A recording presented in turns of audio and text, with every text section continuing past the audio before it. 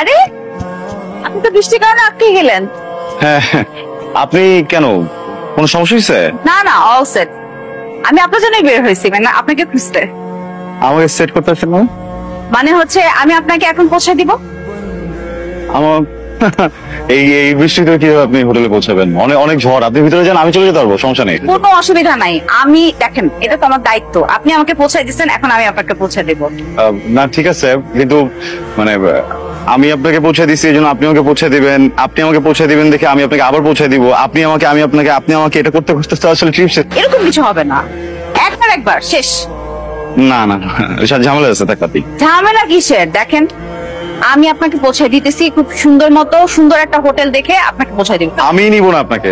দিবেন না? না। আমি বুঝছি কি, আপনার সাথে নতুন পরিচয় না? আপনি একটা মেয়ে, খুব সুন্দর, আপনি খুব অনেক সুন্দর, এই জন্য না না যেহেতু একটা চাপা মেরে দিচ্ছি আপনার কাছে। বলছিলাম না যে বড় হোটেলে যাবো, মানে এই হোটেলটাও আমার জন্য অনেক বড়, বুঝছেন? আমি হচ্ছে কি ওই যে ছোটখাটো একটা হোটেল খুঁজতেছিলাম, বাজেটটা একটু কম তো। ও আচ্ছা, এই সমস্যা। ছোট হোটেল দেখবো। কত বাজেট আপনার? কাঁচাটা না কম। ঝড় হচ্ছে। আচ্ছা তাহলে কি 3000? কাছাকাছি আর একটু কম। 2000? হ্যাঁ এক্স্যাক্টলি, দুই থেকে জাস্ট কিছুটা কম। 2000 নিচে হোটেল পাওয়া যায়? 450 টাকা।